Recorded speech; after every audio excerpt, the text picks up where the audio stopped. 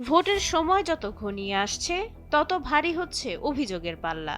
এবার সরাসরি আইন শৃঙ্খলা বাহিনীর বিরুদ্ধে নির্বাচনে প্রভাব বিস্তারের অভিযোগ তুলেছে বাংলাদেশ জামায়াতে ইসলামী।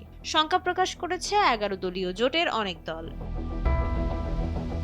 ৬ ফেব্রুয়ারি মগবাজার কার্যালয়ে এক সংবাদ সম্মেলনে দলের সহকারী সেক্রেটারি জেনারেল এহসানুল মাহবুব জুবায়ের দাবি করেন, বিভিন্ন আসনে আইনশৃঙ্খলা বাহিনী জামায়াতের প্রার্থীদের বিরুদ্ধে গোপন বৈঠক করছে। বিশেষ করে সিলেট ১ এবং কক্সবাজার ২ আসনে দলটির প্রার্থীদের সঙ্গে ধমকের সুরে কথা বলার অভিযোগ এনেছেন তিনি।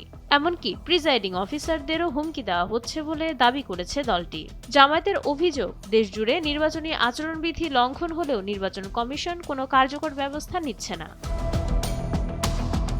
সংবাদ সম্মেলনে সাম্প্রতিক অস্ত্র উদ্ধার নিয়েও উদ্বেগ জানানো হয়। এহসানুল মাহবুব জুবায়ের বলেন, বিভিন্ন রাজনৈতিক নেতার বাড়ি থেকে যুক্তরাষ্ট্রে তৈরি আধুনিক অস্ত্র উদ্ধার করা হয়েছে, যা নির্বাচনে ব্যবহারের জন্য মজুদ রাখা হয়েছিল বলে তারা আশঙ্কা করছেন। পাশাপাশি সারা দেশে হামলা, হত্যা ও চাঁদাবাজির ঘটনার নিন্দা জানিয়ে তিনি অভিযোগ করেন, জামায়াতের নারী কর্মীদের ওপর হামলা এবং নির্বাচনী প্রচারে বাধা দেওয়া হচ্ছে। এমনকি জামায়াতের আমিরের এক্স হ্যান্ডেল হ্যাকিং মামলায় গ্রেপ্তার কর্মকর্তার জামিন নিয়েও উদ্বেগ প্রকাশ করেছে দলটি। তাদের দাবি, পুলিশের ওপর রাজনৈতিক চাপ সৃষ্টি করে এসব করা হচ্ছে। নির্বাচনের আগ মুহূর্তে এমন অভিযোগ এবং অস্থিরতা ভোটের পরিবেশকে কতটা প্রভাবিত করবে এখন সেটিই দেখার বিষয়।